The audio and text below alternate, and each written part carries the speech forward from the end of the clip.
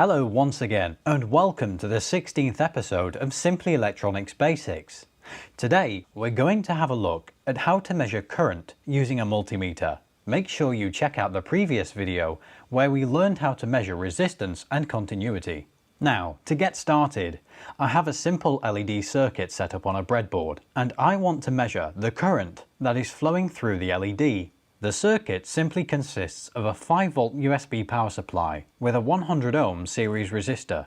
Now, we could calculate the current that flows through this LED by calculating the current that flows through the resistor. Because this is a series circuit, the current flowing through the resistor is the same as the current flowing through the LED. So to calculate current, the equation is the current is equal to the voltage divided by the resistance. This resistor is 100 ohms and the voltage is 5 volts. This gives us a result of 20 milliamps or 0.02 amps. Now, if I want to verify that with a multimeter, I can do so. With this multimeter, you can see there are many different modes for measuring different values. So I have the black probe connected to the COM port, where it should always be connected, and I have the red probe connected in the port that allows me to measure voltage, resistance, and low current. Now, I calculated very briefly that there should be 20 milliamps across this LED. I can actually select the 20 milliamp range on this multimeter, but what if I am slightly over 20 milliamps? Let's say I'm getting 25 milliamps across this LED. To be safe, I'm going to select the 200 milliamps range.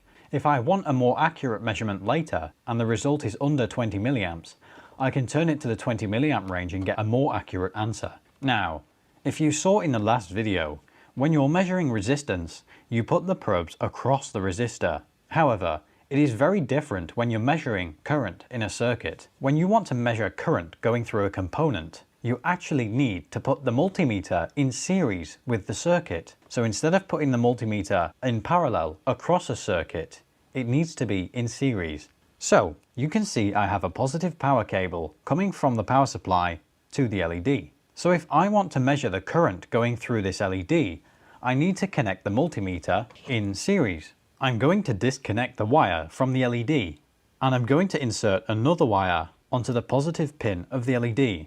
So just pretend this is all one cable. By adding this extra wire, all I have now done is created a break in the middle of that wire. This will now enable me to connect the multimeter in series with this circuit.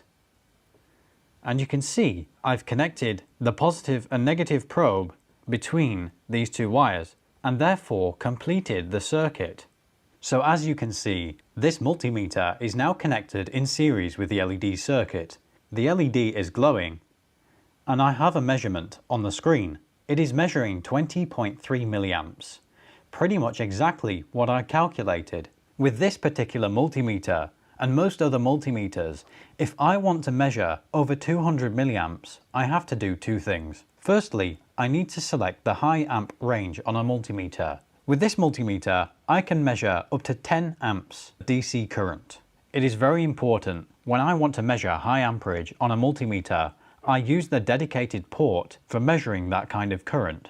So I've taken my red probe away from the volts, resistance and milliamp range, and now I need to connect it to the 10 amps DC port.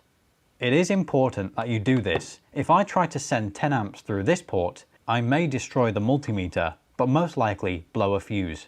In this case, I just want to measure the short circuit current from my power supply. I know it should be approximately 1 amp. So I've set my multimeter to the 10 amp range. All I now need to do is connect the probes in series with the power supply. I actually get a measurement here of 0.45 amps. Now I thought that this power supply was delivering around 1 amp. Okay, so thank you for watching.